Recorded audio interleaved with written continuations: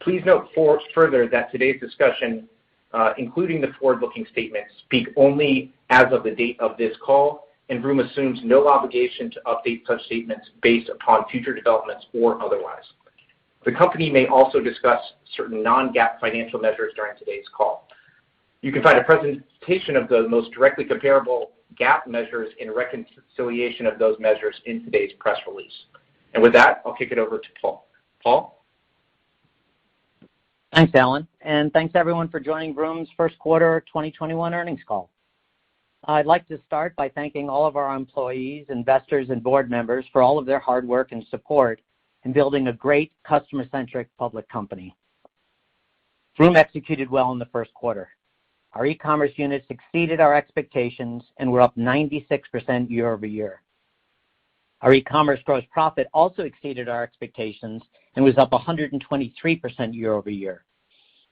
But executing well means not only delivering great growth in units and gross profit, it also means strong execution across our 4 key pillars of demand and marketing, supply and reconditioning, logistics, and sales operations. By focusing on these 4 key pillars, we're building a strong foundation for sustainable scale.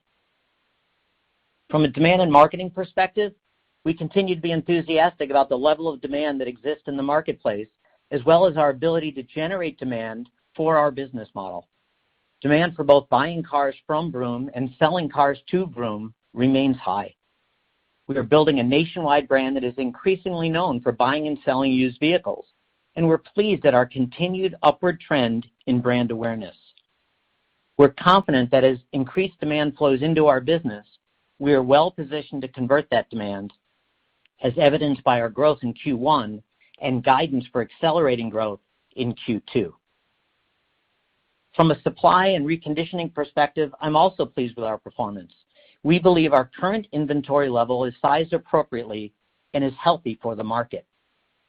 We not only generated e-commerce gross profit per unit beyond our expectations in Q1, we also see continued improvement in our unit economics going into Q2. We are currently experiencing unprecedented market conditions caused in part by shortage of microchips and delays in new car manufacturing, which increases demand for used vehicles, putting downward pressure on supply and upward pressure on pricing. In this market, we're particularly pleased to be in a position to integrate and leverage the data and data science teams at CarStory, along with its AI-powered analytics. As used vehicle supply is constrained and wholesale pricing is high in traditional channels, we're very well positioned to acquire vehicles from consumers, and I'm bullish on our trajectory for consumer sourcing. Over the past 3 quarters, we've experienced strong sequential improvement in acquiring inventory from consumers, increasing as a percentage of retail sales from 31% in Q3 of 2020 to 41% in Q4 of 2020 to 54% in Q1 of 2021. While historically Vroom has always had a strong mix of vehicles acquired from consumers, we are demonstrating that we have executed well in scaling our consumer acquisitions platform. Supply will continue to be a focus and area of investment for Vroom, particularly given the uncertainty over the duration of the current supply and pricing market. We continue to increase both the number of our reconditioning facilities and our overall capacity. In Q1, we added 5 third-party reconditioning facilities for a total of 24 and expanded our capacity at many of our existing facilities. Our hybrid asset-light approach to reconditioning continues to provide us with capacity and agility. We believe that we are well positioned to not only handle our projected 2021 volume, but are also scaling our capacity to handle sales growth and volume in advance of needing it for 2022. I'm pleased with all of the improvements we've made in terms of capacity, quality, and cost, and we'll continue to invest to build scaled capacity. With regard to logistics, we executed well in our rollout of last mile locations. In Q1, we added 10 locations and delivered over 16% of e-commerce units via our last mile service. We remain on track to achieve our goal of delivering a run rate of 50% of our e-commerce units via our last mile service by year end. It's rewarding for our customers and our company to see our brand displayed nationally on television in places like the Super Bowl, but it's even more rewarding when we see our brand displayed locally on trucks, delivering customers a great vehicle and a great driveway experience. We've mentioned our investments in sales and sales support operations, which include investments in people, process, and tech. We're continuing to invest in people to mitigate bottlenecks, in our processes to remove friction and increase sales flow, and in technology to automate, improve customer experience, and drive conversion. We executed well across all three of these areas in Q1. We hired, trained, and coached hundreds of new people. We streamlined our processes and expanded our sales capacity, and we deployed technology to reduce manual efforts and drive customer experience. But we still have more to do. I'm pleased with our current improvements, but not yet satisfied. We will continue to invest in sales and sales operations for the foreseeable future. I'm appreciative of all of the outstanding work from our employees and our valued third-party partners who enable us to execute well across our platform. In short, we are experiencing strong demand, record e-commerce sales, improving inventory health and unit economics, increasing reconditioning capacity, expanded last-mile deliveries, growing sales and sales support resources. We are well positioned to deliver triple-digit e-commerce unit growth and over 200% aggregate gross profit growth in 2021. And with that, I'll hand over to Dave for further remarks on our financials and our guidance. Dave? Thanks, Paul. We reached a new record in e-commerce units this quarter with over 15,500 units, delivering 41% sequential acceleration and 96% year-over-year growth. Our unit growth was driven by robust consumer demand and improved inventory position and positive response to our increased marketing. We had over 11,000 listed vehicles at the end of the quarter, with 35% of those available for immediate sale. Our inventory is in a much better position than it was in the fourth quarter. We feel good about driving inventory efficiency in the quarter, and we're now increasing our inventory buys to continue to meet demand. As Paul mentioned, during the quarter, we purchased 54% of the vehicles we retailed from consumers. This was up from 31% in Q3 of 20 and 41% in Q4 of 2020. Our days to sale expanded from 77 last quarter to 83 this quarter due to a few factors. First, we continued to work on the Q4 bottlenecks, and we continued to move the Q4 aged inventory through the system during this quarter. In addition, the ramping of consumer purchases added some time to the acquisition process, but we're making improvements as we scale. Importantly, each of the months in the quarter saw sequential improvements in days to sale, and we expect continued improvement in Q2.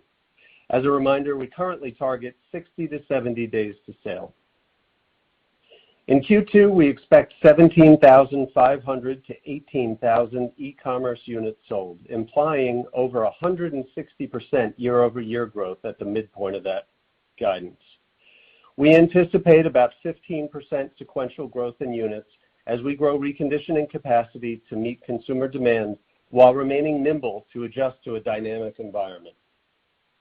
Our reconditioning capacity continues to build. As Paul said, we added 5 new third-party VRCs in the quarter, bringing us to 24 total VRCs compared to 19 at the end of 2020. At the end of Q1, we had capacity of about 2,300 units per week, implying about 120,000 unit capacity annually. We believe we're tracking well against our 2021 target of 25 to 30 VRCs, which would enable us to reach over 50% of U.S. households within 100 miles of one of our VRCs. E-commerce revenue grew 81% year-over-year and 48% sequentially in the first quarter to over $422 million. E-commerce gross profit per unit was $2,054 in the first quarter of 2021, demonstrating 14% year-over-year growth and 13% sequential improvement. Within e-commerce gross profit per unit, our vehicle gross profit improved due to further reconditioning cost improvements and a decline in inventory reserve balances compared to the prior year quarter, which was affected by higher than normal inventory reserves at the onset of the pandemic. Total gross profit was ahead of our expectations at $36 million, up 97% year-over-year and 80% sequentially. We expect average e-commerce gross profit per unit in the range of $2,500 to $2,600 in the second quarter, which at the midpoint would imply over 24% sequential growth from Q1. We have good line of sight into our unit profitability in Q2 and expect ongoing tailwinds from the favorable demand environment as well as our previously mentioned profitability drivers. Wholesale units increased 84% year-over-year and 24% sequentially to 8,641 units. Wholesale loss per unit of $33 improved significantly from $420 in the fourth quarter of last year, as the wholesale market was very strong in Q1. Looking ahead to the second quarter, we expect wholesale units of 7,500 to 8,000 and gross profit per unit of $800 to $900, as we believe the wholesale market will continue to be strong through Q2. Looking at TDA, units were flat sequentially as our e-commerce business continues to demand fast-turning inventory. We expect inventory for TDA to continue to be lean in the near term as we focus on scaling our e-commerce operations in a competitive inventory buying environment. However, in the long term, we remain committed to building a dedicated inventory for TDA to service the local demand. In the second quarter, we anticipate 1,400 to 1,500 TDA units and an average gross profit per unit of $2,000 to $2,100. So if we put it all together, we expect total revenue of $618 million to $640 million and total gross profit of $54 million to $59 million for Q2, implying over 56% sequential gross profit growth and over 600% growth from Q2 of last year, which was obviously affected by the pandemic. Moving on to operating expenses. First quarter operating expenses of $109 million represented about 18.5% of total revenue, as our higher than expected revenue gave us some leverage. Our SG&A dollars grew as expected as we built the organization for scale. To be clear, we are intentionally currently deploying human capital, which is less efficient from an OpEx point of view, as we provide for an enhanced customer experience and efficient sales processing times, while at the same time we're investing in technology which will lead to operating leverage as we scale the business longer term. Breaking it down a little further, comp and benefits expense grew 40% sequentially to $39.9 million as we bolstered sales and sales support functions as well as engineering teams. As I mentioned, we've continued to prioritize building our customer support teams to help process ever-increasing vehicle unit volumes quickly. We continue to capitalize on our hybrid asset-light model, leveraging outsourced parties as an additional resource. We have made substantial progress on the bottlenecks identified in Q4, but we are continuing to invest in our sales support functions to provide the exceptional customer experience that we want for all of our valued consumers. We know that over time, technology and automation are the solution to a frictionless customer experience, and we continue to make progress in that regard. Marketing expense was $29.6 million in the quarter, growing 65% year-over-year and 68% quarter-over-quarter. As a reminder, Q1 included the financial effect of our very well-received Super Bowl commercial. We are pleased with the response to our marketing strategies as average monthly unique website visitors has grown in lockstep with our marketing year-over-year. On a sequential basis, unique visitor growth accelerated significantly at 54% and year-over-year at 64%. Through the rest of the year, we expect marketing investments to remain higher than 2020 levels in dollar terms as we scale our business and drive increasing national brand awareness. Finally, our outbound logistics expense grew 46% sequentially, in line with e-commerce unit growth and at a similar per unit cost to last quarter of almost $1,000. We expect a similar carrier environment in Q2. We continue to rapidly build out our proprietary logistics network. At the end of the quarter, we had 18 logistics hubs up and running, up from 8 in Q4, and we delivered over 16% of our Q1 deliveries with our proprietary last mile service.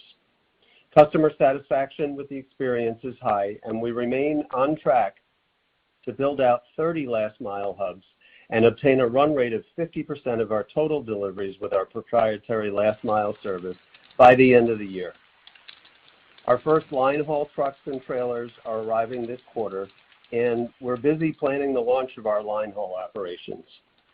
As mentioned last quarter, we think logistics CapEx will be up to approximately $10 million for the year. So overall, we expect $61 to $70 million of EBITDA loss in the second quarter as we anticipate operating expenses at 19 to 20% of total revenue. We remain on track to deliver triple-digit e-commerce unit sales growth and more than 200% year-over-year growth in aggregate gross profit for 2021. Finally, touching on our balance sheet, we ended the first quarter with over $950 million of cash on the balance sheet and $162 million of availability on our floor plan facility. As always, we've provided comprehensive Q2 guidance in our earnings release. I'll now turn it back to the operator for questions.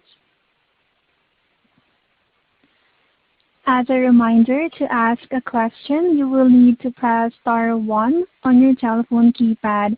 Again, that is star 1 on your telephone keypad. To withdraw your question, you may press the pound key. Let us stand by while we compile the Q&A roster.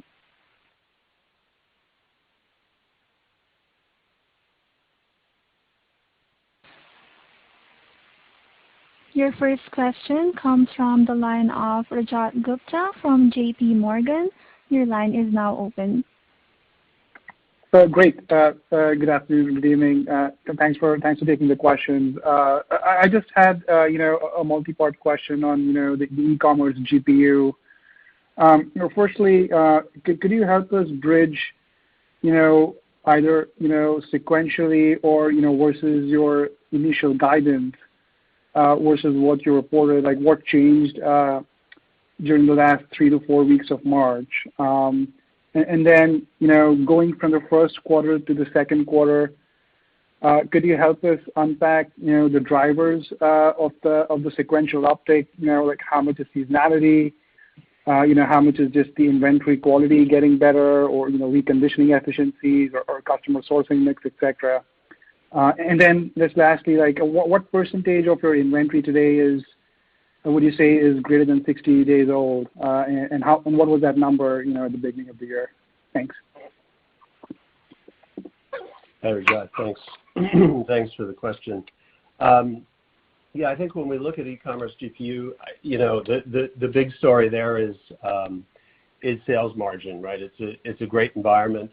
I think that when we look at the skill set that we have now with the CarStory acquisition and obviously our internal data teams and data analysts, we feel like we've got a lot of horsepower behind acquiring vehicles. Obviously, in the first quarter, we did a really good job acquiring vehicles from consumers at 54%. So I think there isn't one thing in particular that I would point to in the quarter. I think we continued solid product gross profit per unit. And so I guess, where we saw the most upside from guidance was probably in sales margin, as it was, a good quarter, and we continued to acquire vehicles well.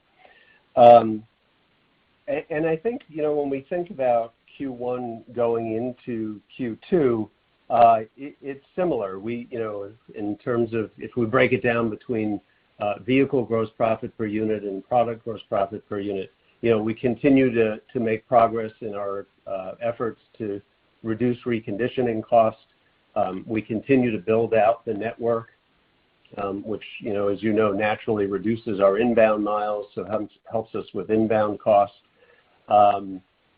And obviously, sales margin, as we continue to get better and better at acquiring vehicles, we continue to acquire more vehicles from consumers. So, and then on the product side, we continue to implement our initiatives, and we expect to have stability in product gross profit per unit going forward. And so I think when you put all those things together, it's what allows us to now raise our target for Q2 to the $2,500 to $2,600 of gross profit per unit that we're guiding to. In terms of inventory, like we said, we're much healthier than we were. We had an objective in the quarter to work our way through the problem inventory that we had. We feel like we've got very healthy inventory, which means we've got a good mix of aging across the board, and we don't have any concerns at this point about aged inventory. So hopefully that helps you understand. Got it. Just to follow up, on just the pricing move you have seen, particularly on the wholesale side. You obviously done a great job improving the customer source mix, but there's still like a good 45% of your inventory that comes from auction or wholesale. So with this kind of move that we have seen in wholesale pricing, do you think you can pass through all of that into retail, or have you baked in? What happens like if retail pricing may not catch up, like later in the quarter? Is that kind of like considered in the guidance, or are you assuming that you're able to make up that spread at some point in the quarter? Thanks. Yeah, so any consideration of that, you're right, would be in the guidance. The way we think about it, though, is obviously inventory management and turn. There's no reason to believe that there's going to be a dramatic change in retail pricing. So I think, look, we're in the business of buying vehicles and selling vehicles. I think if we can hit our turn targets and do that efficiently, there shouldn't be any undue risk in the current inventory. Great. Thanks. I'll pass it on, and then thanks for taking the questions. Thanks, Rashad. Your next question comes from the line of Zach Fadem from Wells Fargo. Your line is now open.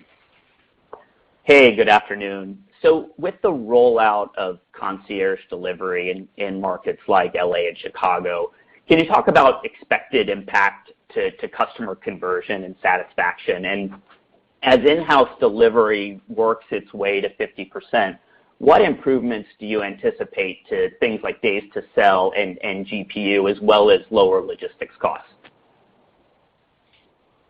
Yeah, I'll take that, Zach. I think first and foremost, we're getting good control over our logistics network because it just fundamentally allows us to deliver a better experience to our customers, full stop.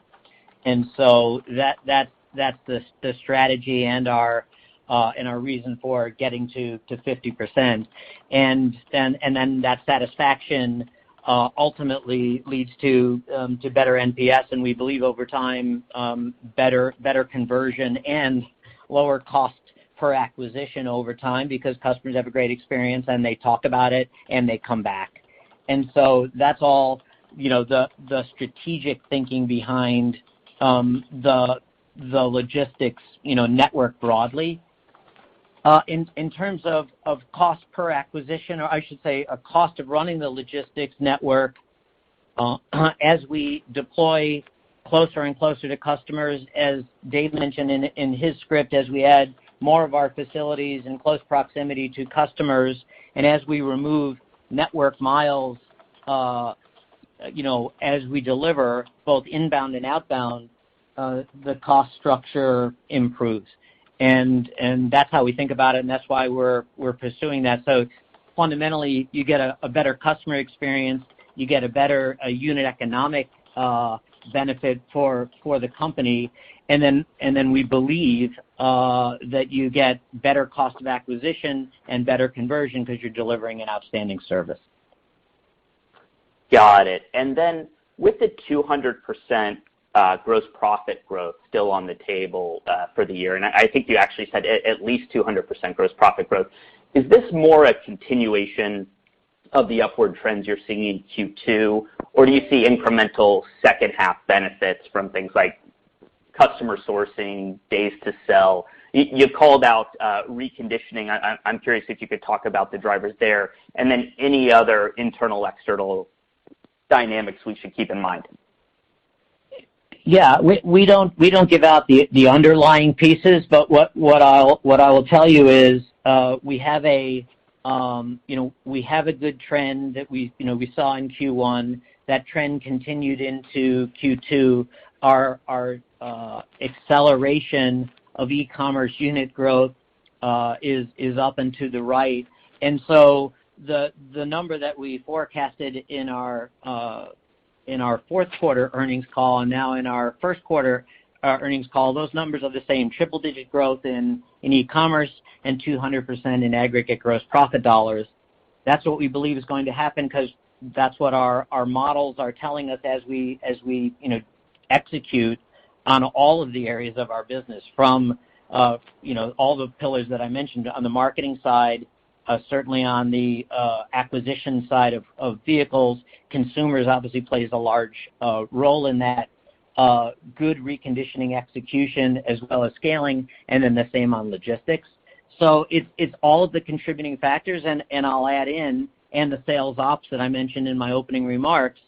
As we invest in sales operations, again, the business can process greater scale, and that's why we feel good about the guidance that we've given. Appreciate the time today. Yep, sure. Next question is from Alex Potter from Piper Sandler. Your line is now open. Great, thanks. So the first question was, you mentioned these sort of 4 areas of execution that you're focused on, and the fourth one is that sales and operations step, which in recent quarters has been sort of the bottleneck for you. So I'm interested. It sounds like you're making some progress there. What inning would you say you're in terms of getting that issue completely addressed? And as an external analyst looking at a specific metric to gauge your progress there, I mean, would it primarily be manifesting itself in GPU, in days sales and inventory, or what? Yeah, I can't point to one because it quite literally, we use the word bottleneck. It blocks both sales flow. When you block sales flow, inventory can age, customer experience can decline, cancellations can increase. So improving that lifts all boats, if you will. There's not a single metric. In terms of the inning answer, in my opening remarks, I said, look, we've made improvements. You see it in our sales velocity, but we're not satisfied. And the commitment to an outstanding customer experience, an end-to-end e-commerce platform experience, there's no finish line on that. So we're very committed to getting it right for the customers, and we're making good progress. So I think what I say is we believe we're in a good spot with room for improvement. Okay, great. And then one more on logistics.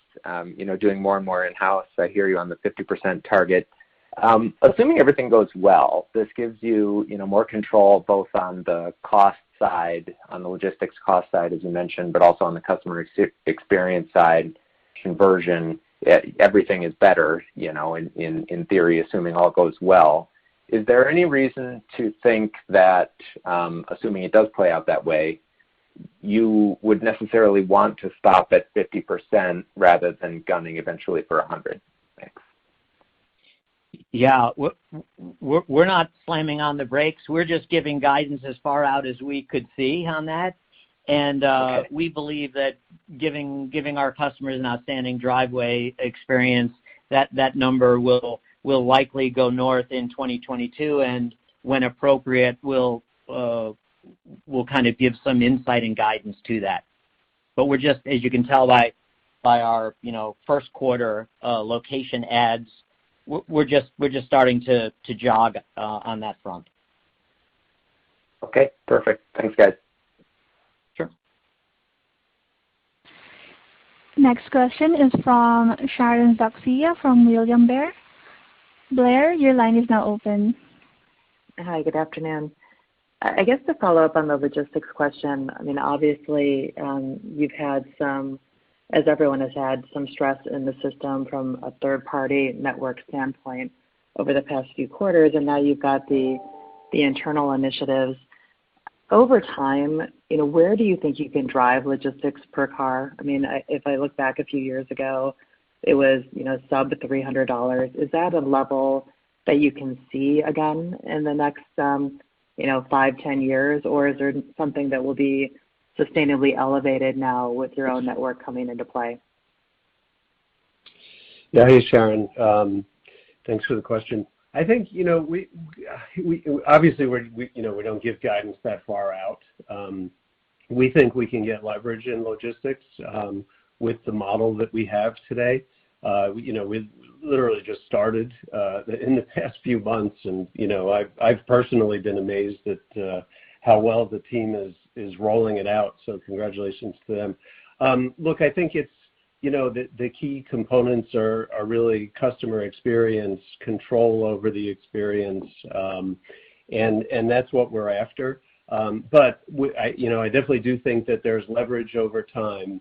We'll give guidance on that, as we get to quarters where we think we'll see some of that leverage. But obviously, to get any leverage, it needs some scale. And so we're at 16% at the end of the quarter, on our way to 50. We'll have a much clearer view of that as we move through the months here. Thanks for that. And if I could follow up with a finance question within the expectation for the 200% increase or more than that in gross profit, are there embedded expectations that GPU on the finance side kind of go up as the year progresses? And can you talk about what caused kind of the bit of pressure that you saw in the first quarter year over year? Yeah. So in the guidance we don't break out the product versus vehicle. I would say we've talked a lot about initiatives that we have around product. Obviously, I think the team has done a great job improving attachment rates. We've seen very consistent improvement in attachment rates over the past couple of quarters, which is great. I think that the variability that we saw this quarter is a few percentage points, so not significant. There's a lot that goes into product gross profit per unit. We've got chargebacks, we've got profit sharing, there's estimates on reserves. So there's quite a bit that goes in there, and then you've got attachment rates and individual product pricing and mix, and so I think that we have seen and will continue to see an ascending product gross profit per unit, and there'll be some variability along the way, but it shouldn't be significant. So that's how we think about it. That's great color. Thank you. Thanks, Sharon. Next question is from Ron Hosey from JMP Securities. Your line is now open. Hi guys, this is Andrew Benoit for Ron. Thanks for taking our questions. I wanted to kind of click into marketing. Can you talk about your learnings from the Super Bowl ad and just with your plans to increase brand investments? Are you seeing the type of calls into your call centers change? In other words, are you moving from more of kind of a transactional kind of component versus kind of what was historically more educational? And then I have a follow-up. Yeah, we didn't give out specific details about the performance of the Super Bowl, but I think we said we're pleased. And when I think about composition, direct traffic that comes, seeking the Vroom brand typically converts significantly higher when customers are saying, hey, I know what Vroom offers, and I'm seeking to get that service. And so conversion is just fundamentally higher versus when they might see one of our cars listed on, on a performance marketing channel or on a third-party listing site or something like that, where they're looking for the car, not necessarily the service. So we continue to spend on brand. We will, for the foreseeable future, build a super brand so that customers understand exactly what we're offering, both on the buy side and on the sell side, so that customers can transact with us. And when they come for, after seeing the brand, they just convert way better.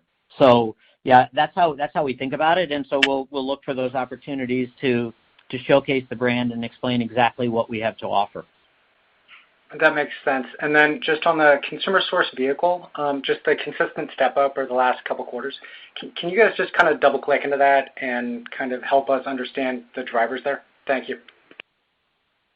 Yeah, I mean, look, we don't give away the whole playbook, but what I can tell you is that we're skilled marketers, and we've built a really good technology platform, a data-driven technology platform that converts the customers that come in from the strong marketing.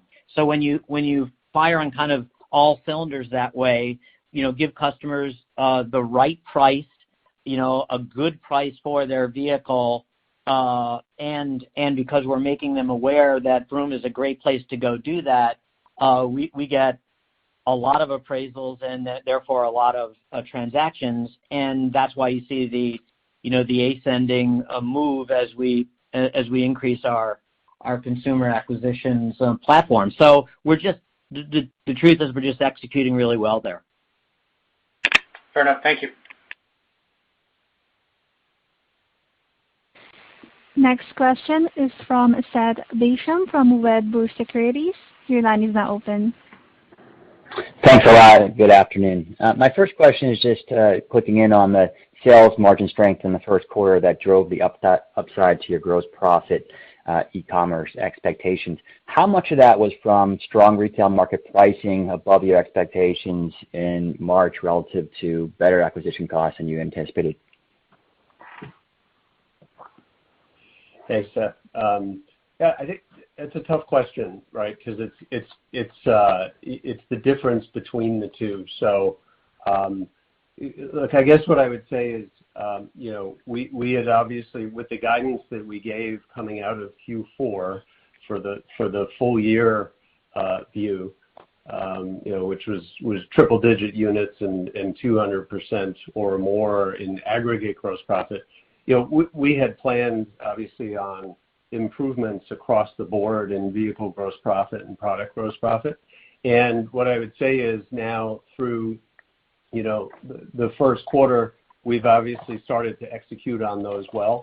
I think it's obviously a good market for all automotive retailers today. But it's difficult to say, how much of it is this great market, which, by the way, we didn't necessarily know how good it was when we gave that guidance originally. So I think, we're pretty happy that we've been executing on the plan, and we think we can continue to do that. And that's obviously reflected in the Q2 guidance where, we've got further step-ups in terms of gross profit per unit. And so, we'll just get to work executing on that as we do every day.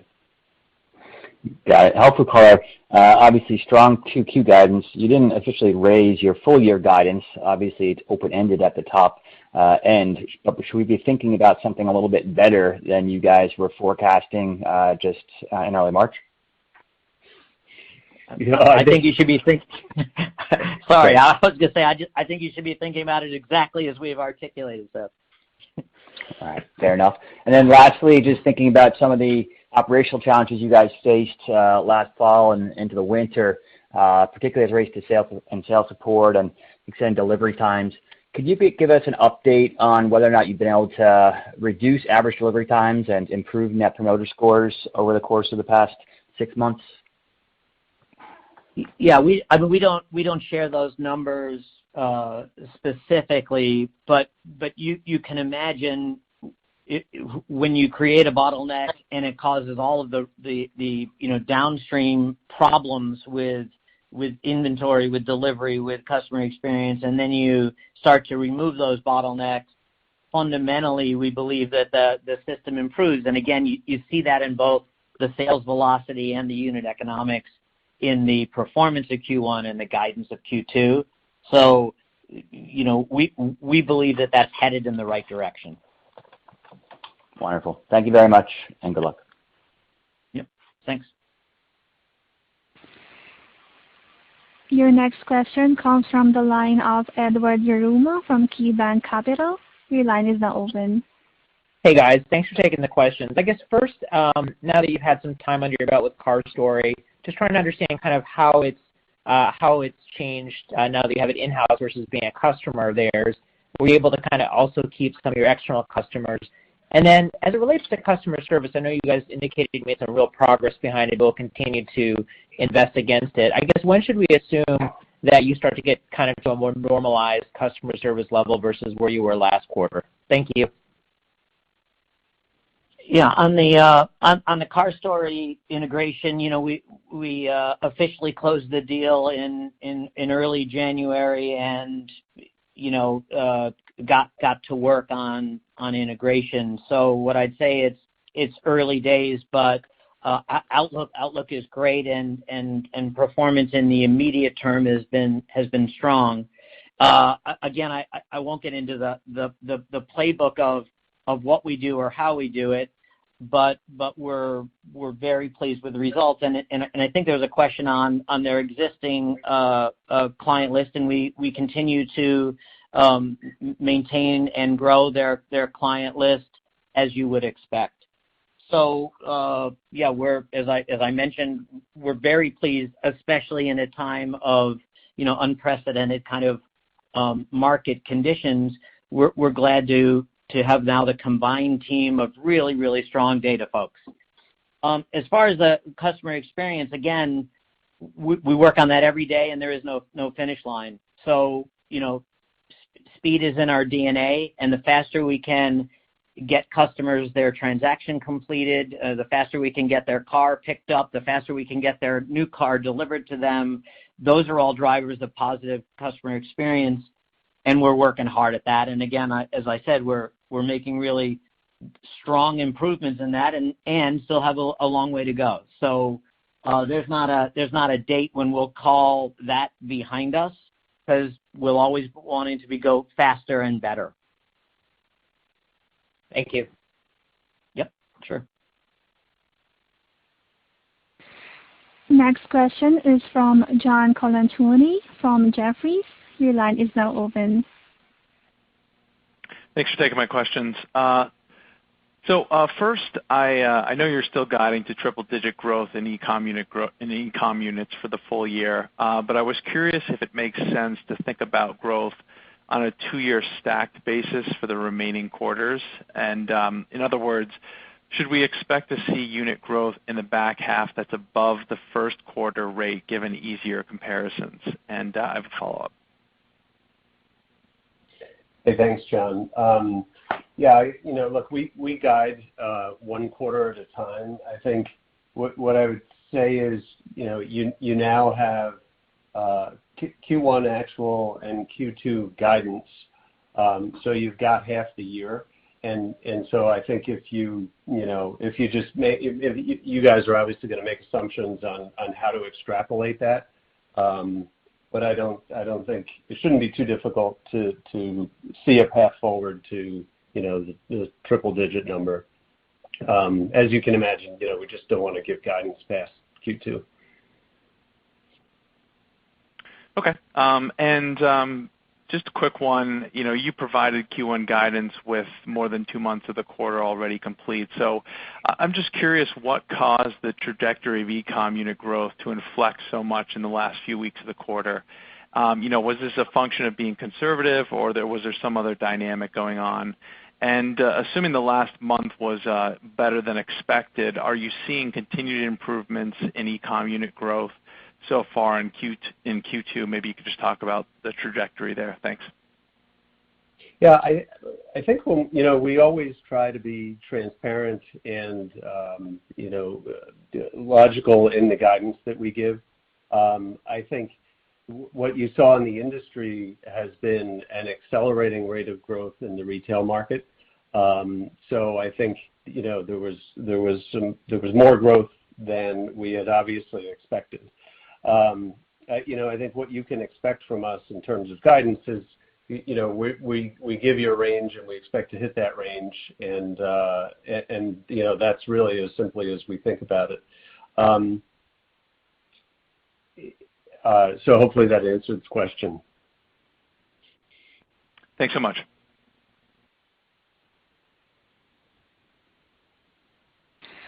Your next question comes from the line of Nick Bacchus from Raymond James.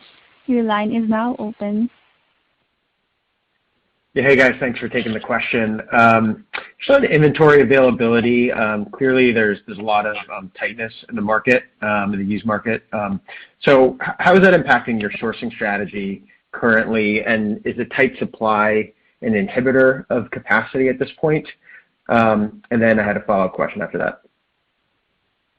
Yeah, I guess here's the way we see it.